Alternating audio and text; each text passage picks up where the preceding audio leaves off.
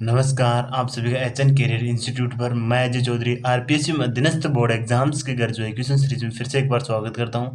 I hope आप लोग बढ़िया हैं और आपकी पढ़ाई भी काफ़ी बढ़िया और मस्त तरीके से चल रही होगी। तो आज का हमारा आरपीएससी और अधीनस्थ बोर्ड एग्जाम्स के घर जो एजुकेशन सीरीज में जो हमारा नेक्स्ट टॉपिक है वो एकीकरण की है। जो पीछे वाली क्लास रही थी उसी में भी एकीकरण था और यह भी क्लास हमारे एकीकरण की है। एकीकरण की हमारी ये चौथी क्लास है आज की। पीछे हम एकीकरण की 3 क्लासेस ले चुके हैं। अगर वो क्लासेस आप नहीं लिए हैं तो प्लीज़ वो क्लासें आप ज़रूर लें ताकि आपको एकीकरण की पूरी प्रक्रिया आपको समझ में आए, ताकि एग्जाम में जो क्वेश्चंस पुट अप होते हैं उसके आंसर आप इजीली कर पाओगे। ठीक है, तो आज ही क्लास को स्टार्ट करने से पहले पीछे वाली क्लास में जो आपको क्वेश्चन दिया गया था पहले उस क्वेश्चन का आंसर देखते हैं, उसके बाद में आज ही क्लास को स्टार्ट करेंगे।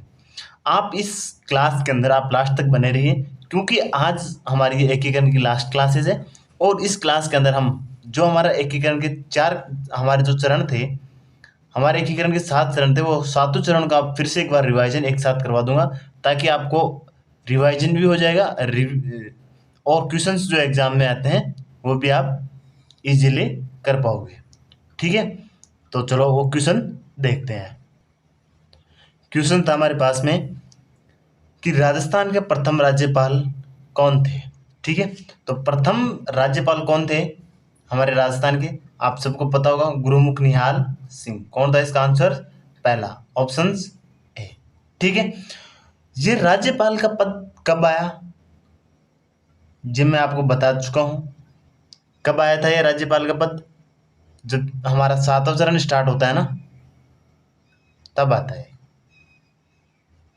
ठीक है, इससे पहले क्या होता है यहाँ पे? राज प्रमुख। क्या होता है? राज प्रमुख। उसके बाद में क्या बना दिया जाता है उस राज प्रमुख के स्थान पे? राज्यपाल। तो हमारा फर्स्ट राज्यपाल था वो कौन था? गुरुमुख निहाल सिंह। ठीक है, ये आप अच्छे से समझ पाओगे कि गुरुमुख निहाल सिंह कौन था हमारा पहला राज्यपाल। ठीक है, कौन था हमारा पहला राज्यपाल।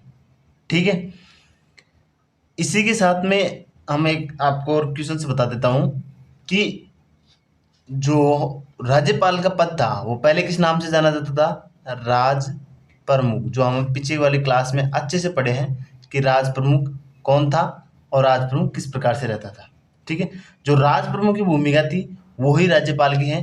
जैसे कि अब अगर आप राज्यपाल समझ रहे हो, पहले वो राज प्रमुख कार्य करता था। मतलब पहला अधिकारी बोले या पहला व्यक्ति बोले राज्य का, वो कौन था? राज्यपाल। ठीक है, तो कौन था अब वर्तमान में राज्यपाल? पहले का क्या था? राज प्रमुख। तो 7वां चरण कब हुआ? हम 7वें चरण की पूरी डिटेल पढ़ लेते हैं। 7वां चरण होता है 1 नवंबर 1956 को। कब होता है? 1 नवंबर 1956 को। ठीक है, और इसमें कौन कौन सा मिलता है राजस्थान के अंदर? अजमेर, मेरवाड़ा, सिरोही तो पहले मिल चुका था ना, पहले सिरोही मिला था, तो सिरोही का कुछ पार्ट अब मिलेगा। सिरोही का पहले कुछ भाग मिल चुका है, अब सिरोही पूरा मिल जाएगा।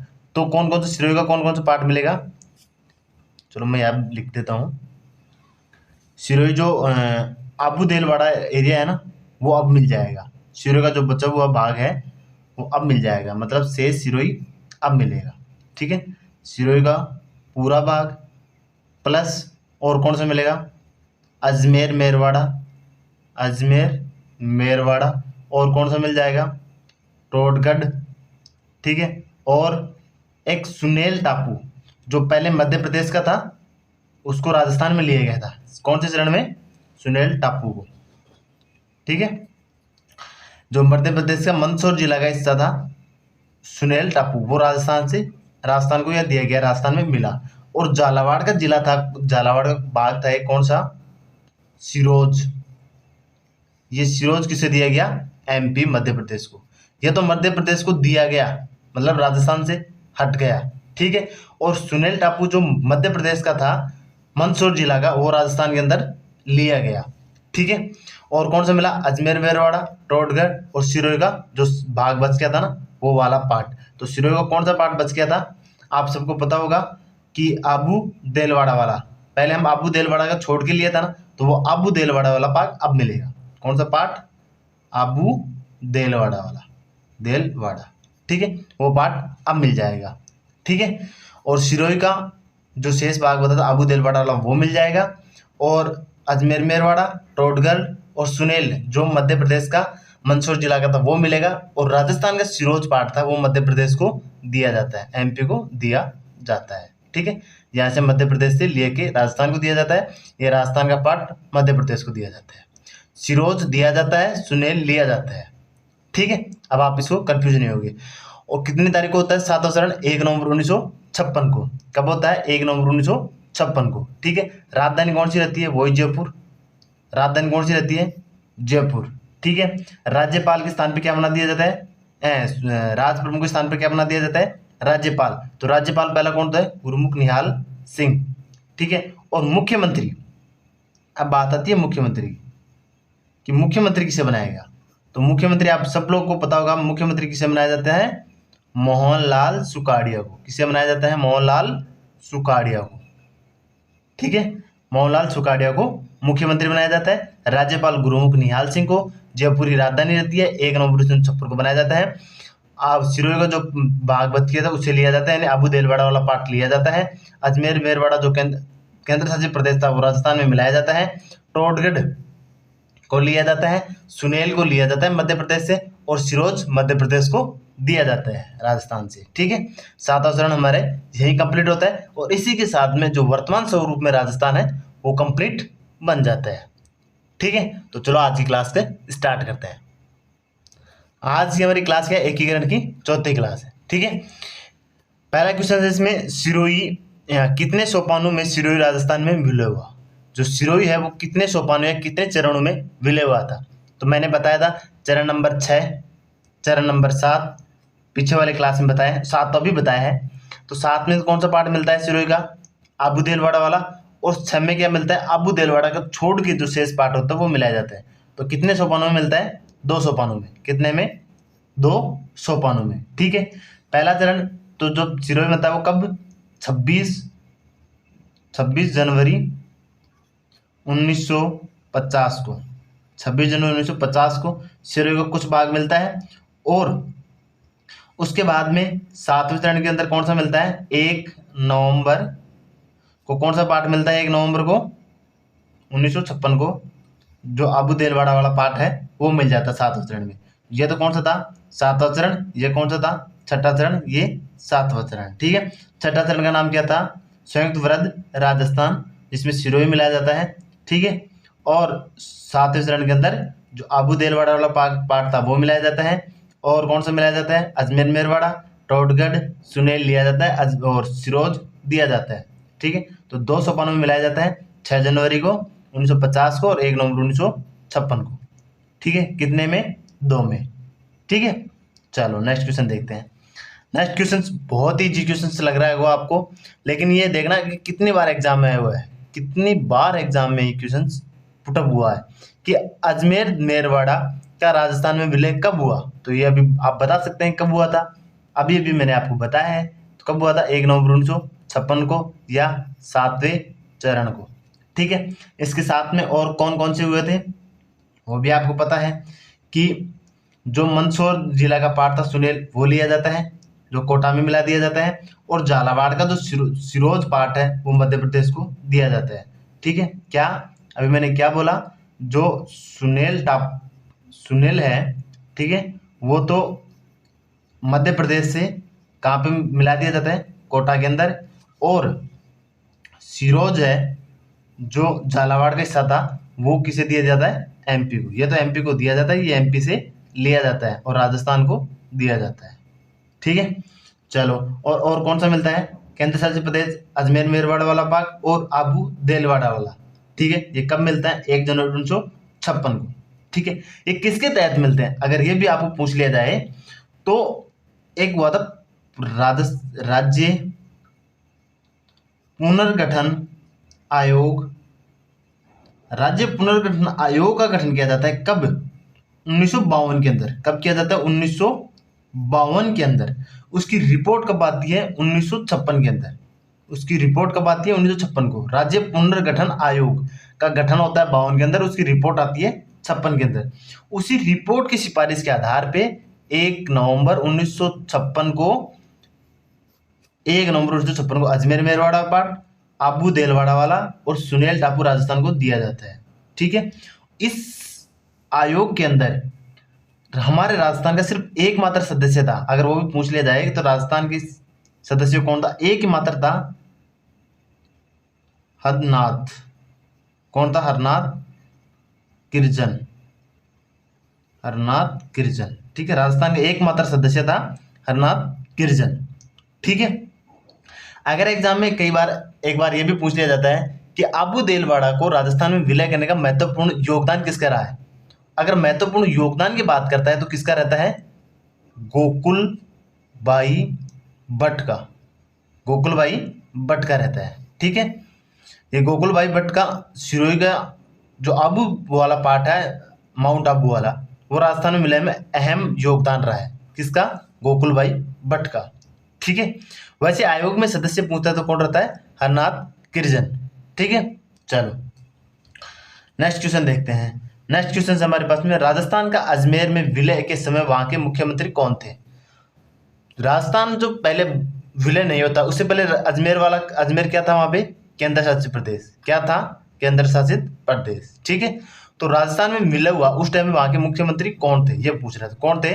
हरुभाई उपाध्याय, ऑप्शन सी, हरुभाई उपाध्याय। ठीक है, राजस्थान के गठन से पहले अजमेर मेरवाड़ा पार्ट, वहां वे क्या था? एक पृथक विधानसभा थी।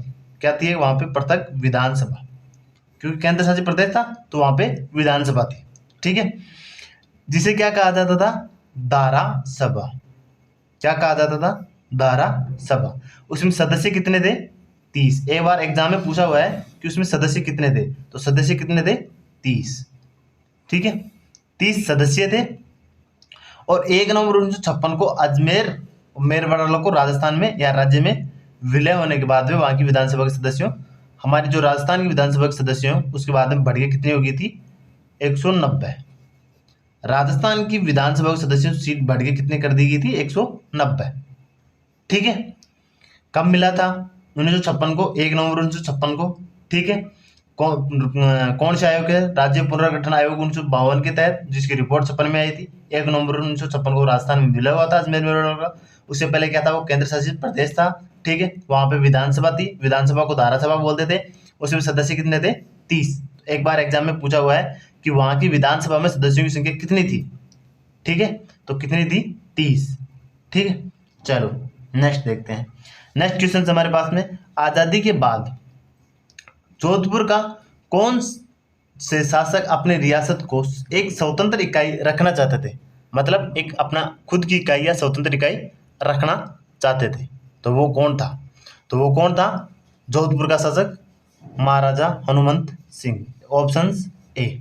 ठीक है, एक समय मेवाड़ का राजा कौन था? हनुमंत सिंह। मेवाड़ बोले तो जोधपुर। ठीक है, इसमें आपको कंफ्यूज नहीं होगा कि मारवाड़ और जोधपुर क्या है। ठीक है, एक ही है। तो वो क्या, उसने क्या बोला हनुमंत सिंह ने कि मैं पाकिस्तान के साथ मिलने का प्रयास किया था उसने, या तो मैं पाकिस्तान के साथ जाऊंगा या मैं स्वतंत्र रहूंगा। ठीक है, उन्होंने भोपाल के नवाब के माध्यम से जिन्ना से मुलाकात की थी पाकिस्तान में जाने के लिए। ठीक है, हनुमंत सिंह ने भोपाल के नवाब के साथ में, और टोंक रियासत भी पाकिस्तान में जाने की इच्छा थी। एक और कौन थी पाकिस्तान के जाने की इच्छा में? टोंक रियासत। एक तो कौन सी थी? जोधपुर वाली, अगर ये एग्जाम में पूछ लिया जाए तो। दूसरी कौन थी? टोंक, जो पाकिस्तान के साथ विलय होना चाहती थी या स्वतंत्र इकाई के रूप में रहना चाहती थी, वो कौन सी थी? जोधपुर की। तो वहां के शासक कौन था? हनुमंत सिंह। तो ये हनुमंत सिंह जाना चाहता था। ठीक है, चलो नेक्स्ट क्वेश्चन देखते हैं। ये एग्जाम में बहुत बार क्वेश्चन आया हुआ है, या तो स्वतंत्र इकाई रहना चाहती थी या पाकिस्तान में विलय होना चाहती थी। ठीक है, या डायरेक्ट ऐसे पूछ लिया जाता है कि राजस्थान की रियासतों एकीकरण के समय जोधपुर का शासक या महाराजा कौन था? ठीक है, तो कौन था? महाराजा हनुमंत सिंह। एकीकरण के समय में या पाकिस्तान में मिलने का प्रयास किसने किया था? हनुमंत सिंह ने। ठीक है, वो एक ही बात है, इसमें आपको कंफ्यूज नहीं होना चाहिए। नेक्स्ट क्वेश्चन से, कि सर वीटी कृष्णाचारी किस राज्य के दीवान थे? तो किस राज्य के दीवान थे? ये भी क्वेश्चन इंपॉर्टेंट क्वेश्चन है, ये डायरेक्ट एग्जाम में पूछ लिया जाता है। इसमें आपको डाउट बिल्कुल भी नहीं रहना चाहिए, क्योंकि ये बहुत ही इजी क्वेश्चन है और कोई डाउट नहीं है। इसका ऑप्शन कौन सा होगा? Option C. ठीक है, वो जयपुर के थे। ठीक है, इसमें आपको कोई कंफ्यूज होना नहीं चाहिए। अगर वेंकट आपको पूछ लिया जाए एस वेंकटाचारी, तो एस वेंकटाचारी किसके थे? बीकानेर के। और कृष्णाचारी किसके थे? वीटी कृष्णाचारी जयपुर की। ठीक है, वेंकटाचारी, अगर वेंकटाचारी पूछ ले जाए एम वेंकटाचारी, तो वो किसके थे? बीकानेर के। ठीक है, और जयपुर के कौन थे? कृष्णाचारी, वीटी कृष्णाचारी। ठीक है, नेक्स्ट क्वेश्चन देखते हैं। नेक्स्ट क्वेश्चन है हमारे पास में कि भारत संघ की अधिमिलन पत्र पर हस्ताक्षर करने वाले राजस्थान के प्रथम शासक थे। राजस्थान भारत संघ के अंदर जो मिलने के प्रस्ताव की बात थी, उसमें प्रथम हस्ताक्षर करने वाले कौन से राजा थे या कौन से शासक थे? ठीक है, तो कौन से थे? बीकानेर के शार्दुल सिंह प्रथम, बीकानेर के शार्दुल सिंह फर्स्ट, जिसने पहला राजा है जिसने हस्ताक्षर किए थे। ठीक है, हस्ताक्षर करने वाले कौन से थे? फर्स्ट। ठीक, कब करते हैं ये भी आपको डेट याद रखनी है, 7 अगस्त 1947 को। ठीक है, 7 अगस्त 1947 को। ठीक है, महाराजा शार्दुल सिंह। ठीक है, ये भी आप नाम याद रखना। अगर अंतिम पूछ लिया जाए कि राजस्थान का वह रियासत जिसने सबके बाद में अस्थि मिलन पत्र पर हस्ताक्षर किए थे, अधिमिलन पत्र पर लास्ट में जो हस्ताक्षर किए थे वो कौन था? तो वो कौन था? धौलपुर के उदयभान सिंह, धौलपुर के शासक। ठीक है, अंतिम तो कौन सा था? धौलपुर वाला। फर्स्ट तो कौन सा था? बीकानेर का। और लास्ट या अंतिम कौन था? अगर क्वेश्चन पूछ लिया जाए तो धौलपुर का। अंतिम कौन था? धौलपुर का। कब किया था? 14 अगस्त को। कब किया था उसने? 14 अगस्त 1947 को, यानी 15 तारीख को हमारे आजाद था। तो 15 तारीख के एक दिन ठीक पहले, 14 तारीख को, 15 तारीख से या 15 अगस्त से पहले एक दिन 14 अगस्त 1947 को। ठीक है, चलो नेक्स्ट क्वेश्चन पढ़ते हैं। नेक्स्ट क्वेश्चन हमारे पास में है, राजस्थान का राजनीतिक एकीकरण की प्रक्रिया में कुल कितने समय लगा? हमारे एकीकरण में 7 चरण थे। कितने चरण थे? एक बार एग्जाम में ऐसे भी पूछा हुआ है कि कितने चरणों में राजस्थान का एकीकरण कंप्लीट हुआ। कितना एजुकेशन से, या एलडीसी में भी क्वेश्चन आया हुआ है कि कितने चरण में थे। कितने चरण थे? 7 चरण। इसमें तो आपको डाउट होना नहीं चाहिए। कितने दिनों में हुआ? तो कितने दिनों के अंदर होता है? 8 वर्ष 7 माह 14 दिन। कितने दिन में? 8 वर्ष 7 माह 14 दिन में। ठीक है, ये भी क्वेश्चन कितने एजुकेशन से? 7 चरण में होता है। चरण तो कितने होते हैं? 7। और टाइम कितना लगता है या समय कितना लगता है? 8 वर्ष 7 माह 14 दिन। ठीक है, चलो अब एक साथ अब रिवाइज करते हैं एक साथ। पहला चरण, दूसरा चरण, तीसरा चरण, चौथा चरण, पांचवा चरण, छठा चरण और सातवां चरण किस प्रकार से हुआ था। तो आप सबकी मेरे साथ एक एक बार डेट याद करना और साथ ही साथ बोलते भी रहना, ताकि आपको याद इजीली हो जाएगा। पहला चरण कब होता है? उसका नाम क्या है? सबसे पहले तो उसका नाम क्या होता है? मत्स्य संघ। तारीख क्या है उसकी? 18। सेकंड चरण का नाम क्या होता है? राजस्थान संघ। तारीख कितनी है? 25 मार्च। ये भी 18 मार्च, ये 25 मार्च। क्या होती है? मार्च। ईयर सबकी सेम है, 18, 48, 48 दोनों की। ठीक है, उसके बाद में तीसरा चरण। तीसरा चरण कितने की तारीख होता है? 18 को, 18 अप्रैल 1948। तीनों की ईयर सेम है। ठीक है, नाम क्या हो जाता है तीसरे चरण का? संयुक्त राजस्थान। चौथा चरण, चौथा चरण की डेट क्या होती है? 18, 25, 18 और 30। 30 क्या? मार्च 1949, एक साल आगे चला गया। ठीक है, पांचवा कब होता है? इसकी आधा मतलब 15 तारीख। कौन सी 15? 15 मई 1949 को। छठा चरण कब होता है? आप सबको पता होगा, अभी मैंने बताया था। छठा चरण उसका नाम क्या होता है? पहले राजस्थान। पांचवा का नाम क्या था? संयुक्त वृद्ध राजस्थान। चौथा का नाम क्या था? वृद्ध राजस्थान। तीसरा का संयुक्त, चौथा का वृद्ध, पांचवा का संयुक्त वृद्ध राजस्थान और छठा का राजस्थान। ठीक है, नाम क्या होता है इसका? कितनी तारीख होता है? 26 जनवरी को। 26 जनवरी को। कई बार एक 7 जनवरी भी मिल सकता है आपको। ठीक है, तो 26 जनवरी को होता है। 26 जनवरी 1950 को आपको याद रखना है, 26 जनवरी। ठीक है, सातवां कितने को होता है? 1 नवंबर। 1 नवंबर 1956 को। उसका नाम क्या होता है? राजस्थान, जो वर्तमान स्वरूप में है वो 7वें चरण के अंदर आता है। ठीक है, पहला चरण की राजधानी में नाम क्या होता है? मत्स्य संघ। उसमें कौन से होते हैं? अलवर, भरतपुर, धौलपुर और करौली। ठिकाना कौन सा होता है? निमराना। ठीक है, और उसका उद्घाटन करता कौन है? NV गौडगिल। राजधानी अलवर और राज प्रमुख उदयभान सिंह। प्रधानमंत्री शोभालाल कुमावत। सेकंड चरण में कौन कौन सी रियासतें होती हैं? बांसवाड़ा, बूंदी, डूंगरपुर, झालावाड़, कोटा, प्रतापगढ़, टोंक, किशनगढ़ और शाहपुरा और कुशलगढ़ जो बांसवाड़ा में है, ठीक है, वो ठिकाना कुशलगढ़ वाला ठिकाना, ठीक है। उसका उद्घाटन कौन करता है? एनवी गोडगिल। राजधानी कोटा, राजधानी को कोटा, ठीक है। राज प्रमुख कोटा के भीम सिंह, ठीक है। और प्रधानमंत्री गोकुललाल आसावा। कई बार एग्जाम में ये पूछ लिया जाता है कि हाड़ौती संघ किसके कौन बनाना चाहता था या किसकी सिफारिश पे होता था? तो वो कोटा के भीम सिंह के हाड़ौती संघ बनाना चाहता था, ठीक है। झालावाड़ को, कोटा को, बूंदी को लेके हाड़ौती संघ बनाने की इच्छा थी किसकी? कोटा के भीम सिंह की। वो भी कई बार एग्जाम में पूछ लिया जाता है, ठीक है। तीसरे चरण के अंदर संयुक्त राजस्थान 18 अप्रैल को इसमें क्या होता है? उदयपुर रियासत और मिल जाती है किसमें? राजस्थान संघ में, ठीक है। उसकी राजधानी कौन सी होती है? उदयपुर को। उद्घाटन कौन करता है? जवाहरलाल नेहरू। राज प्रमुख कौन होता है? भोपाल सिंह, उदयपुर वाला ही, ठीक है। प्रधानमंत्री कौन होता है? उदयपुर का है माणिक्यलाल वर्मा, ठीक है। बाहर कोटा आया था मैन प्रमुख, तो कोटा को राजधानी बना देते हैं, वहीं का राज प्रमुख होता है। अब उदयपुर आया तो उदयपुर को राजधानी बना देते हैं, उदयपुर को राज प्रमुख दे दिया जाता है और उदयपुर को ही प्रधानमंत्री दे दिया जाता है, ठीक है।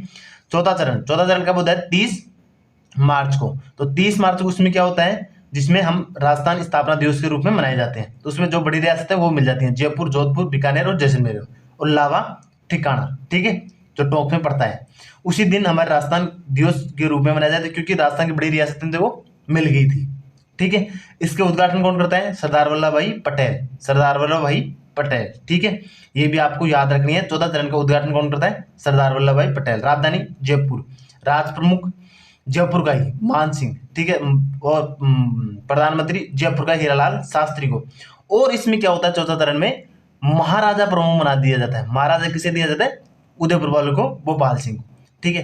पांचवें चरण के अंदर क्या होता है? मध्य संघ का विलय होता है। तो राजधानी वही जयपुर रहती है, राज प्रमुख वही मान सिंह रहेगा, प्रधानमंत्री वही हीरालाल शास्त्री रहेगा। बस इसमें मध्य संघ का विलय होता है 15 मई 1949 को, पांचवें चरण। छठा चरण में क्या होता है?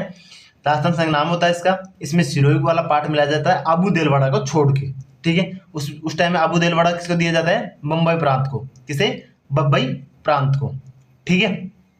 चलो, अगर ये भी एग्जाम में पूछ लिया जाता है कि बम्बई प्रांत किस प्रकार से विलय हुआ था, ये क्या हुआ था, ठीक है। तो 5 जनवरी 1949 को ना ये सिरोही का बम्बई प्रांत को दिया जाता है। कई बार क्वेश्चन पूछ लिया जाए तो, ठीक है। ये भी आप ध्यान रखना। पीछे वाले मैंने क्लासेज में आपको अच्छे से इसके बारे में डिटेल से समझा रखा है, तो अगर नहीं देखे तो प्लीज वो क्लासेज आप जरूर देखिए, ठीक है। छठे चरण हो गया। छठे चरण के बाद में छठे चरण में हमारा नाम क्या होता है? राजस्थान। जो 26 जनवरी 1949 को हमारा संविधान लागू होता है, उसी दिन हमारे देश में संविधान लागू होता है। उसी के साथ में राजस्थान का नाम विधिवत रूप से आ जाता है। कई बार एग्जाम में पूछ लिया जाए राजस्थान नाम कब आता है? छठा चरण में विधिवत रूप से 1 जनवरी 1950 से लागू संविधान होता है, उसी दिन से हमारा राजस्थान का नाम विधिवत रूप से हो जाता है। तो 7वें चरण में क्या होता है? 7वें चरण में जो सिरोही का पार्ट छोड़ दिया अबू देलवाड़ा वो मिलता है। अजमेर मेरवाड़ा का पार्ट जो केंद्र शासित प्रदेश था वो मिलता है। और क्या मिलता है इसमें? जो मध्य प्रदेश का सुनेल था वो मिलता है। और राजस्थान का जो झालावाड़ का सिरोह क्षेत्र था वो मध्य प्रदेश को दिया जाता है। इसी के साथ में हमारा राजस्थान का एकीकरण कंप्लीट होता है और वर्तमान स्वरूप में राजस्थान का स्थायित्व में आता है। कब? 1 नवंबर 1956 को, ठीक है। चलो, रिवाइज भी कर पाए हम अच्छे से। अगर आप समझ गए होंगे, इसमें आपको कोई डाउट नहीं होगा। नेक्स्ट क्वेश्चन हमारे पास में, राजस्थान की सभी रियासतें को मिलाकर राजस्थान यूनियन का गठन करने हेतु 25-26 जून 1946 को राजपुताना, गुजरात, मालवा के नरेशों का सम्मेलन किसने बुलवाया? पहला ऑप्शन मेवाड़ महाराणा, दूसरा जयपुर महाराजा, तीसरा कोटा महाराज, चौथा डूंगरपुर महारावल। ये क्वेश्चंस आपके लिए होमवर्क क्वेश्चंस है। इस क्वेश्चंस का आंसर आप कमेंट सेक्शन में जरूर दें। वीडियो अगर आपको अच्छा लगा हो तो प्लीज लाइक शेयर करना ना भूलें। अगर चैनल पर पहली बार आए तो प्लीज चैनल को सब्सक्राइब कर लें ताकि आगे आने वाले आपको क्लासेस जल्दी से मिल सके। इसी के साथ में आज हमारा एकीकरण की लास्ट क्लासेस है। एकीकरण हमारा टॉपिक कंप्लीट होता है और एकीकरण का कंप्लीट होने के साथ साथ में हमारे राजस्थान की हिस्ट्री है, ठीक है, वो भी कंप्लीट होती है, ठीक। राजस्थान हिस्ट्री हमारी इसी क्लास के साथ कंप्लीट होती है। अगर आप नहीं देखें तो प्लीज हमारी राजस्थान हिस्ट्री की पूरी क्लासेस आप जरूर देखें ताकि आपको हर एग्जाम में बेनिफिट मिलेगा। मैं आपको विश्वास दिलाता हूं कि आप जो भी आगे वाले एग्जाम में दोगे उसमें 70 से 80% तक 70 से 80% तक इस क्लासेस में आने की संभावना है और आएंगे। मैं आपको ये विश्वास दिला सकता हूँ। अगर आपको ये विश्वास नहीं होता है तो पीछे वाले पेपर्स उठा के चेक कर लेना कि इस क्लासेस से हमारे कितने क्वेश्चंस पुट अप हुए हैं। ठीक है, थैंक यू।